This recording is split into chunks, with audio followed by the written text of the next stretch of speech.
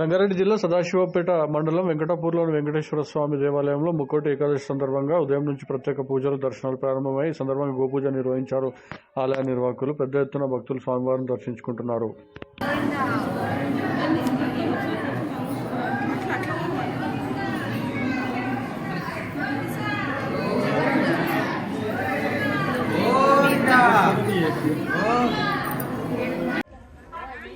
ఏకశిలాపై వెలిసి ఉన్నటువంటి రంగనాథ స్వామి దర్శనం చేసుకోవచ్చు. శ్రీ లక్ష్మీ అమ్మవారి యొక్క దర్శనానంతరం తీర్థ ప్రసాదాల వితరణ జరుగుతుంది. నేడు ఏకాదశి సందర్భంగా ఒకసారి తీర్థం ఒకసారి ప్రసాదం మాత్రమే తీసుకోవాలి. జై శ్రీమన్నారాయణ. రేపు ద్వాదశి స్వామివారి సన్నిధానంలో భోజనాలు ఉంటాయి. మధ్యాహ్నం 12 గంటలకి రేపు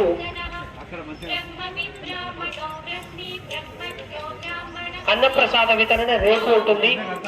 కాబట్టి మధ్యాహ్న భోగి తర్వాత హారతి అనంతరం తీర్థ ప్రసాదాలు మరియు అన్నప్రసాద వితరణ ఉంటుంది. భక్తులు గ్రహించగలరని ప్రార్థన. సార్ అక్కడి నుంచి జై శ్రీమన్నారాయణ. అది మీద మీద వస్తున్నది. మళ్ళీ మీరు కొత్త వాళ్ళు కదా, మాకేం చూసావా?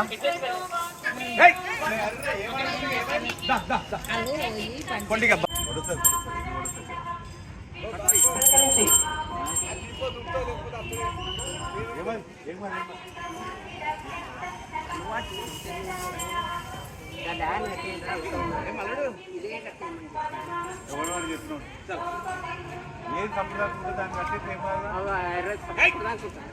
కట్టేసి అయిపోతుంది కట్టప్ప పెట్టండి తప్పు జల్దీగా. గోవిందా గోవిందా రాయాల రాసేమన్నా తీసుకొని వస్తారా? వాస్తవానికి ఆ ఎర్రావుని కట్టేసి అయిపోతున్నాయి. అన్ని పాలు లేగా అన్ని ఉంటాయి.